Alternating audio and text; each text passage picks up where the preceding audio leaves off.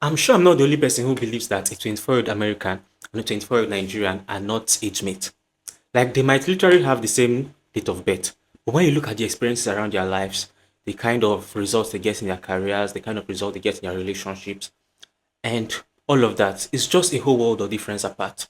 This thought has been on my mind for quite a while, but I recently had an experience that got me thinking along these lines, and I knew I had to make a video about this. So there was this couple who we just heard the news of their divorce. And while we were just sitting down and lamenting on how such a horrible experience it was, an older relative walked into the room and was like, "How old are the couple?" And when we told them the age of the couple, they're like, "Of course, what do you expect? They are still kids." How old were these kids we're talking about? The husband was 26 and the wife was 25. Yet they are still regarded as kids, at least in Nigeria. This entire scenario I just described is what psychologists call infantilization. And infantilization is just a fancy term for the process where you treat capable adults as if they are still children. And regardless of whether they show any signs that they can take responsibility for themselves or they have their own personal sense of agency, you just keep treating them like adults. And whether we like it or not, this is hindering our lives in many ways and is stopping us from getting the result we could have gotten if not for that system of infantilization. So in this video, I'll be sharing with you 5 reasons why I think infantilization is a thing in Nigeria. And at the end, I'll give you 3 things you can do as a young Nigerian if you find yourself in this web of infantilization. The first reason is our slow educational system. The way the economy of Nigeria is designed and the way our whole culture is, it seems your life does not begin until you have a university degree. For instance, in the US now, you can see people who just drop out. Some people don't even finish high school and they can get jobs that can sustain them. But that's not the case in Nigeria.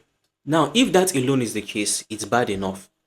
But it's even worse because the process of getting that degree, it's even delayed by things like trying to get admission and financial difficulties, all of that. So that coupled with the fact that nobody will take you seriously if you don't have a university degree already slows down our lives and keep people still as children even when they are 25. But this also has a psychological effect on the average Nigerian in that where you're supposed to take responsibility, when you're supposed to begin to make plans for your life because you are now an adult, because you are not done with school yet, because you don't have a degree, you console yourself that you are still a child. And we even see ourselves using "I am a student" as an excuse for not doing things. Like if they ask you, why have you not done so and so thing in your life? You can say, okay, I'm still a student, and everybody understands that, okay, because you are still a student, you are still a child. No matter how long your education is taking, you can still use being a student as an excuse for not growing up. The second reason is tied to the first, and I won't dwell too much on this. Because your life does not start until you have a university degree. Of course, you cannot get any job, and you still remain economically dependent on your parents. So there's very little someone can do in trying to become independent, which is like the central part of being an adult, if they cannot stand on their own financially. Now, the third reason is something that has to do with our culture. I have discovered that we live in a society that greatly reward people for conformity. Here's what I mean. So, in the life of the ideal Nigerian, when you give birth to you go to primary school, go to secondary school, NYC, get married, give birth, like there's just a pattern your life should follow. And if someone wants to break loose out of that pattern, you're going to receive a lot of backlash. Your parents are saying, why? Maybe you say you don't want to go to the university, for instance. Apart from the reasons we have stated previously, why that is not a good decision. You will just see people who totally disagree with you. Or if you say you don't want to get married, for instance, just people who totally disagree with you and they will just hate you, not because what you are doing is not the best decision for you, but because you are going against the culture. You're trying to prove that you are different. The way this affects how people grow into adulthood is that you are not truly an adult until you can make decisions by yourself and say, okay, this is what I want. This is what I want to do for my life.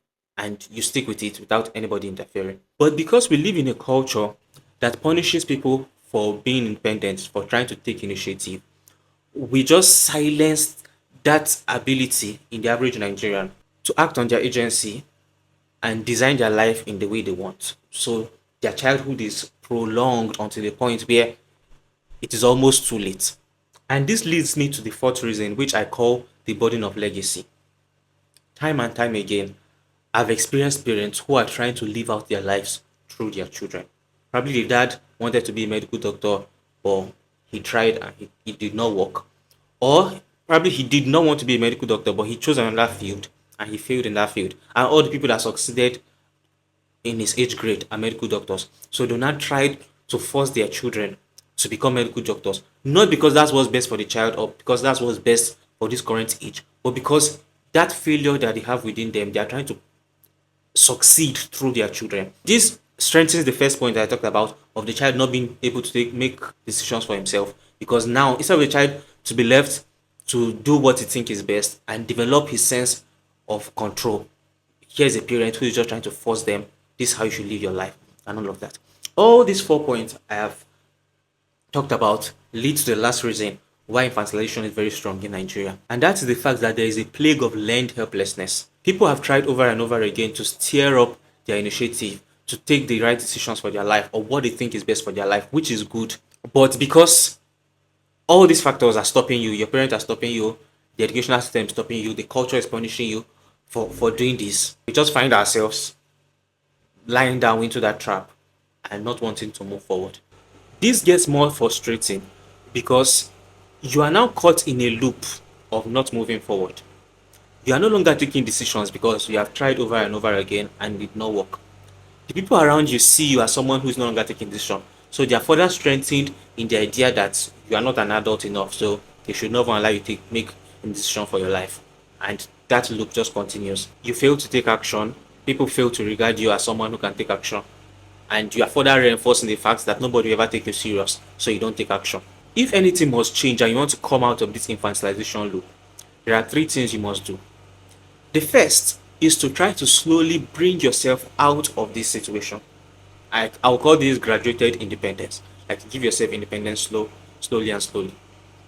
The reason why you should not do this all of a sudden is because the pressure you are going to face, if you are someone who does not have so much resilience, is going to break you and you just go back to a worse state than you are before. So the easy way to do this is to slowly free yourself. Begin to take smaller decisions without the interference of everyone.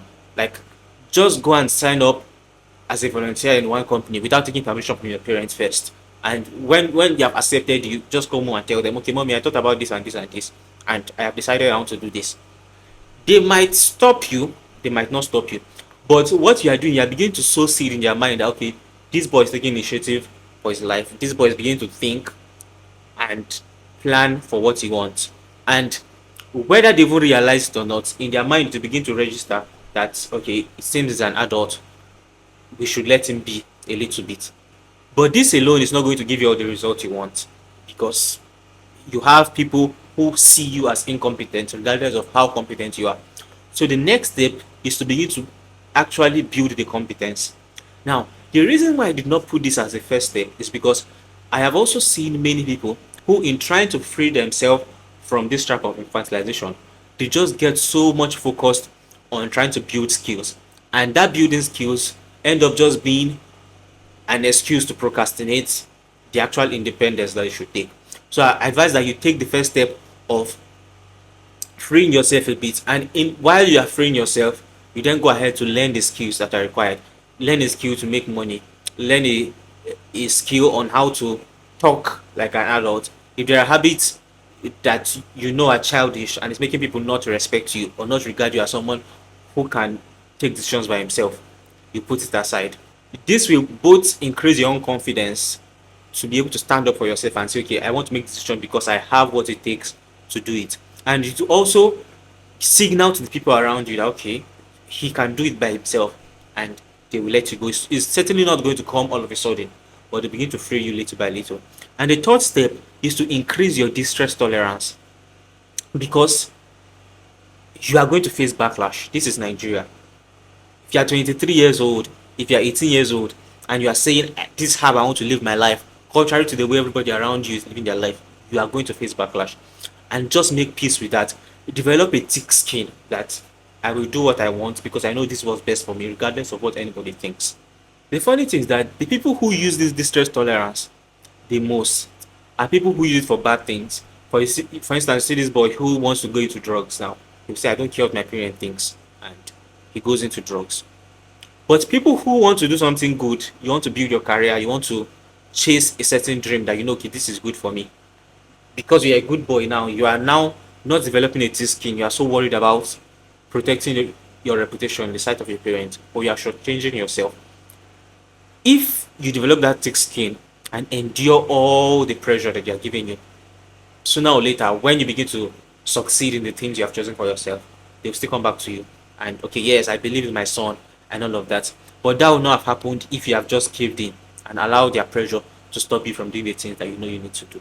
Now, I'd like to know, have there been cases where you have experienced this infantilization stuff? Maybe that's something you are currently even experiencing. Share with us in the comment section how it's going. But more importantly, I want people who have been able to deliver themselves from this trap of infantilization, who have been able to stand up and make people actually treat them like an adult instead of just treating them like children. Please share with us your tips in the comment section, and probably people will learn from you, and we'll begin to reclaim our independence back as Nigerian youth.